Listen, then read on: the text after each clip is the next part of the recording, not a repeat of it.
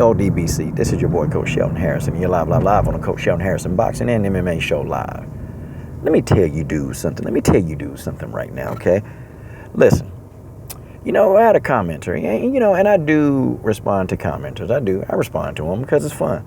But this one, I'm not going to roast this particular commenter. But the commenter made a comment and said, Coach, it seems like you can never give any white fighters any credit. And I said, well, you haven't really been listening to this channel long enough, have you? Because let me break something down to you. And a lot of times you got to educate some of these dudes, man, because some of these guys, they just come at you because they think that you're going to get emotional just like them. But I'm really not going to get emotional here in this video. You see, I saw a video and I was looking at ITR Boxing. I think that was the name of the channel. And he was interviewing Scott Quigg. And, the guy asked him, okay, well, name, who do you want to fight? And Scott Quigg started naming people he want to fight. And before Scott Quigg could get finished, he threw it out there. He said, well, what about Guillermo Rigondeaux? Because Scott Quigg wasn't going to say Rigondeaux's name. He wasn't going to say it. He was just saying, I'll fight anybody. The guy said, okay, so what about Rigo? And Scott Quigg, he started looking side to side. And Scott Quigg had this look on his face like, oh, crap, why did you ask me that? Because I really don't want to fight Rigondeaux, but if you want to hear me say I'll fight him, I'll go on and say it. See, that's the look that Scott Quigg had on his face. And Scott Quigg, I can tell you right now, Scott don't want no parts of Rigo. He just don't. Okay? Leo Santa Cruz, they don't want no parts of him. Frampton, they don't want no parts of Rigondeaux. They don't, man. Like when I say, see, let me tell you guys from a fighter perspective. I'm gonna tell you guys, when you're going in there, when you're going into the ring, and you already got, you got a heads up on what this person can do. Okay? A fighter's worst nightmare is being out longer than 5 months. Fighters don't want to be out for a long time. And a fighter's worst nightmare is breaking a bone. Because, see, bones, they keep you out of action for a long time because you got to rehab and then you got to start back slowly sparring. So you can be out of action for almost during there, a year, 8 months to a year. Like, seriously. So fighters, they fear breaking bones. They just do. Any fighter will. Okay? So you got Rigo. You got Rigondeaux who's breaking these dudes up, man. And guys, this is no joke. You got Rigondeaux that's breaking these dudes up, man. I'm talking about, man, he putting these dudes out. He breaking their faces. These guys got to go get surgery. I mean, they don't want that headache. They just don't. But you say, Coach, you don't support any white fighters, but, I am a diehard fan of Vasyl Lomachenko. How you going to explain this? How are they going to explain this? I'm a Tyson Fury fan. How you going to explain that? See, I always like getting these dudes. I like getting them because I like making these guys look stupid. Because some of these guys are so stupid. They bring a person's racial epitaph into every video. I do sometimes, but not every time.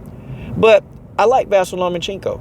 I always have been a fan of Vasyl Lomachenko. And I even made a video saying that Vasyl Lomachenko, he probably the only person in that weight class who not afraid of Rigondeaux. Like, seriously. And I'll probably say Nicholas Walters probably not afraid of Rigo. But Vasyl Lomachenko, since you want to, and the fan, and he said it wasn't disrespectful, but I know what he was trying to get at. So I'm responding. And if you want to talk about white fighters that's probably not afraid of Rigo, sir, don't put Scott Quigg in that category. Scott Quigg don't want it. Vasyl Lomachenko want that work. Oh, he want the work.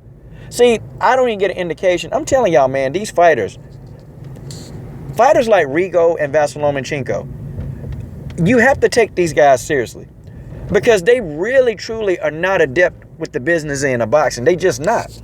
And you can tell by the way they talk, man. These guys, they don't even know they really don't know what their promoter is trying to line up for them. They just fight. That's it. And these are guys that, whoever they put in front of me, that's who I fight. Like, that's their mentality. But Vasyl Lomachenko said, I want Rigondeaux. Like, he came out. And you don't have people saying, I want to fight Rigondeaux. Nobody had to ask him. Vasyl Lomachenko said, listen, I will fight Rigondeaux at a catchweight of 124. But, for some reason, some of y'all still want to bring that up. You want to talk about the catchweight and Rigo's ducking this person. But Rigo would have to fight Vasyl Lomachenko at the full 126-pound weight limit. He would have to because he already said that he wanted Frampton at 126. See, I get tired of really explaining that to people because you dudes are so dumb that y'all don't even listen to the whole video. Y'all listen to parts of the video And then that's just it. So really and truly, you guys got to come with a different narrative. Y'all got to. Y'all got to find a different narrative because this Coach Shelton Harrison don't like, white fighters. That's played out. Don't work no more. Okay? I'm a Vasyl Lomachenko fan. I am. I'm a Canelo Alvarez fan. Even though he's Mexican, he look white as snow. I don't know how y'all gonna explain that one. How they gonna explain this, y'all? Boxing enthusiasts. How they gonna explain this? KTPML. How they gonna explain this? I mean, honestly, y'all, how are these guys going to explain this? I know it's somebody I'm missing for the how you can explain this. I'm missing somebody. Reef, how they gonna explain this, brother? How? How are they gonna do it? Mike James, please tell me how they gonna explain this. Okay? Vasyl Lomachenko ain't afraid of Rigondeaux. He want that work. He want to fight. But see, the thing of it is, you guys still won't believe us when we say that Bob Arum is the reason for these problems. Who was the reason when we told y'all that Bob Arum was a scumbag? Oh, and then when Bob Arum tried to feed Manny Pacquiao to Terrence Crawford, then you saw videos with some of these idiots, well, Bob Arum is just a sleazebag. But that's what we tried to tell y'all. We tried to tell y'all, and you popcorn, Pop-Tart, fruity, fudgety fruitcakes, you guys wouldn't listen. You guys wouldn't listen to us. You just wouldn't listen. Now all of a sudden, you idiots have a revelation. Oh, yeah, Bob Arum is a scumbag. We tried to tell you that. Okay? See, don't get it twisted. Don't. See, it's not these two particular fighters. Now, in the case of Adrian Broner and Danny Garcia, yeah, I'm gonna say that. I'm gonna say these guys don't want it. They don't want that work from Pacquiao. I'm gonna contend. I'm gonna stick to that. But guys like Rigondeaux and Lomachenko, they want to fight each other. But see, you got this greedy promoter, Bob. You got him in the way. And I'm with dream chasing on this one. I'm 100% with dream chasing boxing. Why is it when Lomachenko about to fight like a world-class competitor, why is it that, something happens with the fight? And it's with Lomachenko. You can look at Lomo. Lomo got superstar written all over him. He really do. Okay? And I don't care what you say. The guy, to put him in a pro fight, his first professional fight, that says a lot about what people think about this guy. Vasyl Lomachenko has superstar status written all over him. And all Bob Arum got to do is PG-13 channel, don't mess it up. But Bob been doing a lot of effing up lately. I'm telling y'all, Bob Arum has been doing some effing up, okay? And I don't know how he gonna get through this. I don't know what he gonna do.